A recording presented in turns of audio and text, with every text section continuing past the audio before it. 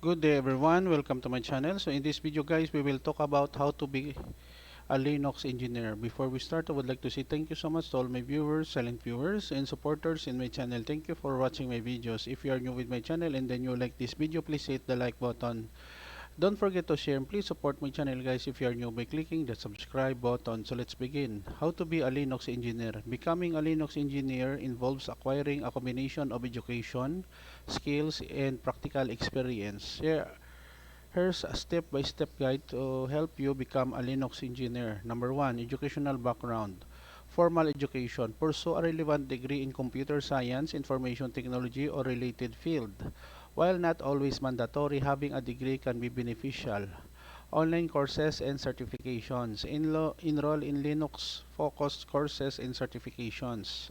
Certifications like CompTIA Linux Plus, Red Hat Certified Engineer, RHCE, or Linux Professional Institute Certification LPIC are widely recognized. Number 2, learn the basics. Familiarize yourself with Linux distributions, understand different Linux distributions such as Ubuntu, CentOS, Debian, Fedora, etc. Command line proficiency, learn and practice using the Linux command line. Understand basic commands, file system, navigation, and text manipulation. Number 3, master system administration. Install and configure Linux, set up Linux on virtual machines or physical hardware. Learn the installation process and basic configuration. User and permission management. Understand how to manage users, groups, and file permissions. Package management. Learn package management using tools like apt, yum, or zipper.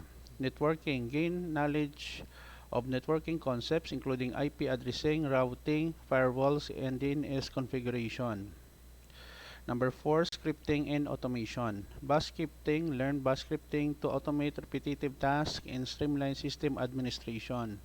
Configure management tools, familiarize yourself with tools like Ansible, Puppet, or Chief for automated system configuration and management. Number 5, security practices. Firewall configuration. Understand how to configure firewalls using tools like IP tables or firewalled. Security best practices. Learn and implement security best practices including regular system updates, secure shell SSH configuration, and intrusion detection. Number 6, monitoring and logging. Monitoring tools. Explore monitoring tools like Nagios, Zappix, or Prometheus for system health monitoring. Logging, understand how to configure and analyze system logs for troubleshooting and securing in security monitoring. Number 7, version control systems. Learn Get for version control, which is essential for collaborating on projects and managing system configurations. Number 8, networking. TCP/IP networking. Understand TCP/IP networking fundamentals and protocols. Services and protocols. Learn about services like DHCP, DNS, DHCP, and HTTP, and protocols such as SNMP and SMTP. Number 9, continual learning. Stay updated, keep abreast of the latest developments in the Linux world.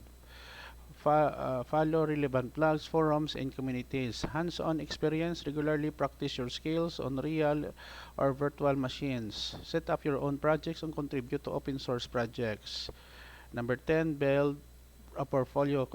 Document your work. Create a portfolio showcasing your project, scripting, and configurations. GitHub profile. Contribute to open source projects and maintain a GitHub profile to demonstrate your skills. Number 11, networking. Join communities. Connect with other Linux professionals through online forums, local meetups, and conferences. Networking can open up opportunities for learning and collaboration. And lastly, number 12, seek internships or entry-level positions. Apply for internships. Look for internships or entry-level positions to gain practical experience in a professional environment. Remember that becoming proficient in Linux is an ongoing process. Regularly updating your skills, staying informed about new technologies, and gaining practical experience will help you succeed as Linux engineer. Okay guys, so this is the end of my report how to become a Linux engineer. Thank you so much for watching. Don't forget to like, share, and please support my channel guys if you are new by clicking the subscribe button. See you in the next video tutorial guys. This is your friend Jake saying bye bye for now.